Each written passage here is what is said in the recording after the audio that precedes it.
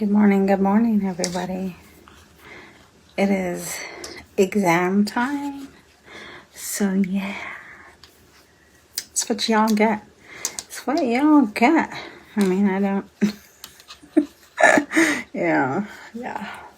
Thinking takes a lot out of a human. But, anyways, I have been thinking. So, is somebody Aboriginal explain to me why I need to give a shit about land rights and title? Because this is just the way I sees it. Like, I don't fucking care. I don't fucking care. We want to know why? Because even if we had rights on the land and we could benefit from the resources of it, our tribes, our bands, our national chief, whatever, those people are so crooked, selfish, and self-serving and abusive to the actual people who live on the reserves, the members of the reserves that are under a dictatorship of these fucking people who abuse their power and then neglect their people.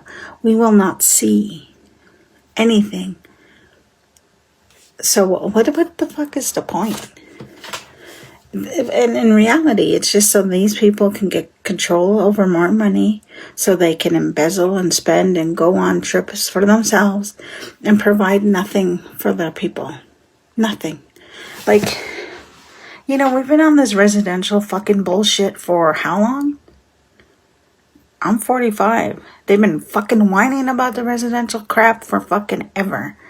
They've gotten millions and billions. In reality, freaking it might not be billions, but millions of dollars that went across Canada. What was produced from it? Nothing. Even the education money we're supposed to get, $20,000 per parent per child, or that parent if they wanted to go to school, if they were still alive. We have to fight over that $20. We have to submit stories, sad sob stories on why we need the $20,000 for our education. All these people who are running these Aboriginal programs are not Aboriginal.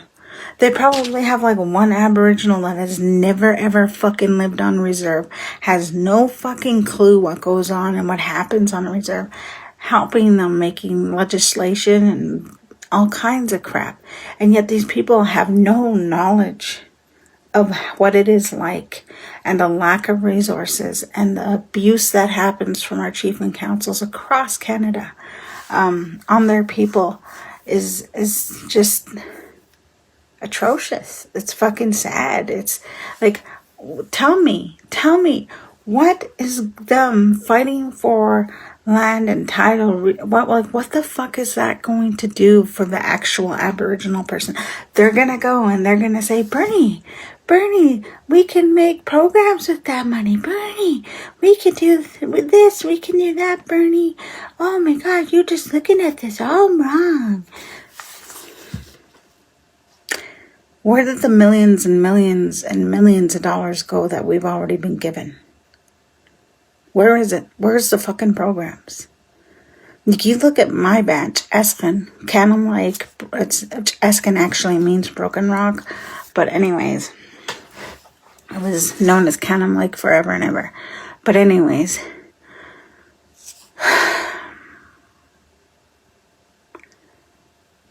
we don't have any programs. They'll tell you we have programs. They'll show you proof we have programs. But in reality, we have nothing. Let me tell you about my nephew real quick, who I buried 3 years ago. You know how many times we brought him in for freaking treatment, for alcohol treatment? 3 times in 1 year. Yeah, yeah. They provided a phone call to try to get him into somewhere. Oh, yes. They paid for him to go to detox twice. But after that, they were like, "Oh, sorry, you're only in detox." Like, I think it was a week or two, and then you get nothing. So, you get no help. He died. He got hit by a car. And they're going to tell you, "Oh, yeah, we have programs. Oh, yeah, we help our people." You know what they gave us? A card with a phone number on it. That's their resources they offer. 1-800 phone number. Where's these millions and millions of dollars going? You want me to fucking whine and cry and support, oh, Aboriginal land and title, Aboriginal resource, blah, blah, blah. Fuck you. What are you going to do with that? Like, where's the money going to go? You don't even, most of these bands, most of these chief and councils have no clue how to run a business, period. All they are about is how much money they can get from the government for themselves, their friends, and their families. And they will let their people, their memberships, die, quite literally. And question and like judge them while they drive by them. Oh, fucking look, there's Sandy again, fucking passed out on the side of the road. Keep going. You know, that's these people. That's the evil and the greediness. Oh, we're gonna go to Vancouver. We're gonna go to Toronto.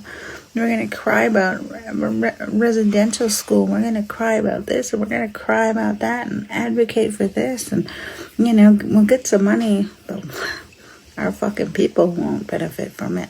That's our money. We're going to spend it on us and our families and our friends. That's quite literally what happens. I'm not even joking.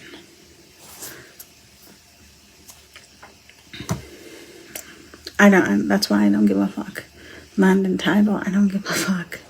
About the resources, I don't give a fuck. Because it does nothing for the actual people.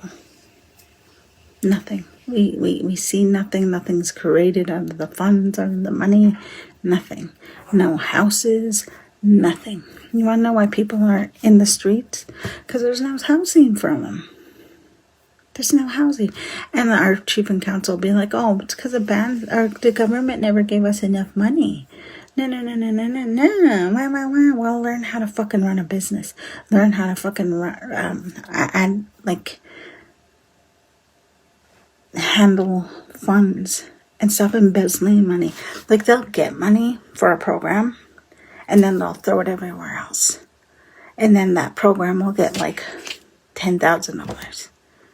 They'll say we'll call it the housing program right now. And then that $10,000 has to go out to everybody else on the band. Like, what we're going to do for their houses, right? Repairs, blah, blah, blah, blah. But they only have $10,000. What are they going to do with $10,000? Nothing. So our houses rot.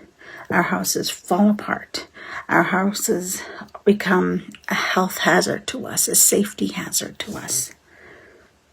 And we still live in them because that's all we got. That is how our chief and councils treat people. When we're getting millions of dollars, people are like, fucking, they hate Aboriginal people. But they don't fucking understand that it's actually our chief and councils that are fucking stealing money. And the people see nothing, and then we get all the hate from the non-Aboriginals people. We have to deal with that hate, that racism, when we walk into stores or we go shopping, And then on top of that, we're dealing with fucking our lives and how we're trying to fucking better ourselves, or how we're trying to get sober, or how we're trying to find help for ourselves, and we're not getting it. and then we get judged by the non-Aboriginals. It's fucking insane. It's so fucking toxic. But yet our leaders will be up in Parliament, up in Vancouver somewhere, advocating, talking about everything they do for their people. No. They do shit. They don't do anything. Like, the closest thing I can see to anything happening for any reservation, what really is going good for people is what's happening in Williams Lake. The Williams Lake Reservation, their chief does really well. His council and the people who but then they get kickbacks from the road being built, and they're building all kinds of stuff. They're utilizing their resources. They're building businesses, and they know how they have people who don't extort money and send it all over the place. And, they have people who know what the fuck they're doing, and that's why they're so successful. And you get these little bands like Cannon Lake, and they don't know shit. They don't know shit. They're so, seriously, there's a high school student right out of high school running like $1 million budget because it's the chief's niece or daughter or something. I think it's her niece. I'm trying to think. Yeah, it's ridiculous. So no, I don't support these people going for more money from the government, or going for land claims, or going for, anything, because the people don't benefit. These people just run away with their money, do a little itty bitty patchwork on the reserve, take the rest of the money, and they're gone. Their families are running around in brand new trucks, cars, all their kids have vehicles. They have boats. They have all kinds of shit. Driving by their people like, ha, look at you, little fucking filthy Indian. There's another $30,000 a year paycheck right there. Go ahead and die. We probably have a fucking life insurance on you. We'll give your family $800 to bury you, and that's it. These people, they're just stewards of us,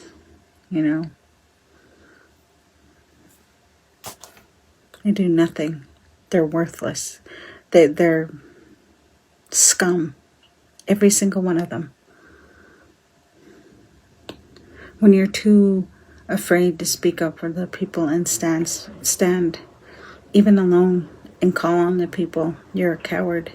When you're too afraid to be transparent and open with your people, you're cowardly. You deserve nothing. You don't deserve respect. You don't deserve admiration. You don't deserve anything. Especially if you're sitting in council and you rape children and you beat women, or even the other way around. Because there are those members.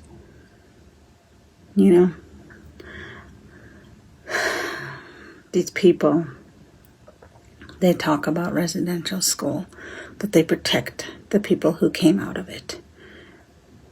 And we're supposed to feel sorry for them. And everything in life is about accountability. Everything in life is on a human being to be a better human being. You can't cry residential school and then allow these people to come home, and they have for the last 50 years. All these people that came home 50, 70 years from residential school, raped their children, raped their nieces and nephews,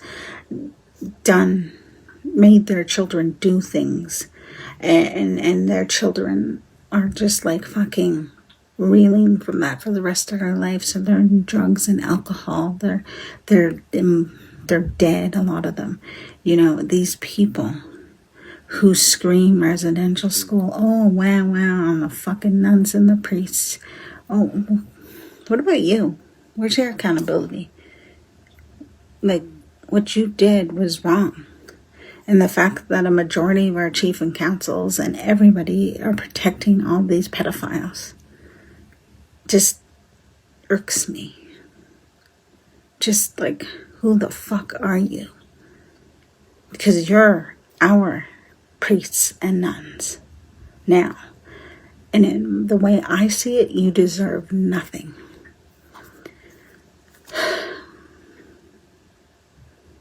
When people talk about like residential school, they don't talk about the effects and what it did to the people and to the children. And to why there's so many homeless people. They blame residential school like it was a residential school. They don't hold any accountability for their lacking of doing something for their people. And they've always like, oh, we can't do anything. It's the government. It's the church. We hold no accountability in anything. We're victims. And that's what they're teaching the people. Victimhood. No. Our old people would be like, hey, no, what you're doing is wrong. Like that, there's going to be repercussions for what you're doing and what you've done to children. They probably would have killed them. In all honesty, if we were living back in the day, our real chief and council, our real leaders would have killed these people because of what they were doing to the children. They would have been shunned at the very least, completely banned from the reservation. Period. But no, there's no accountability because somehow we have to feel sorry for these people. I do not agree with that. If I have to be accountable for my actions, if I have to be accountable to be a good and better person, why can't you?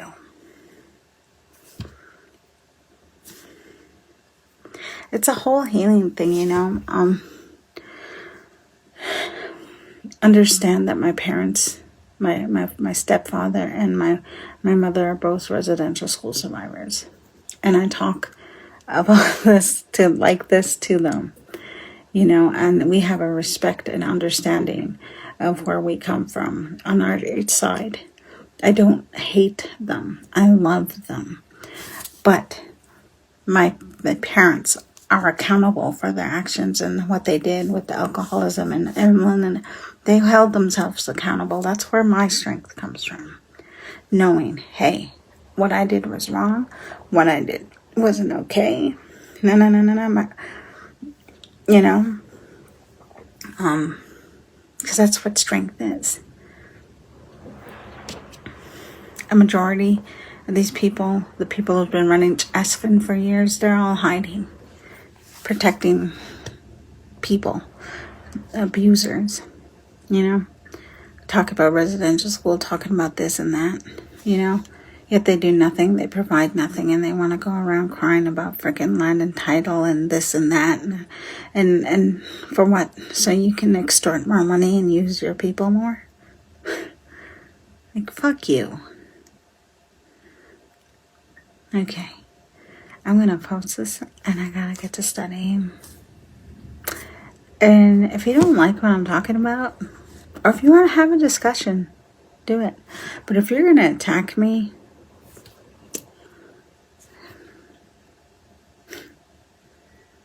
let's go.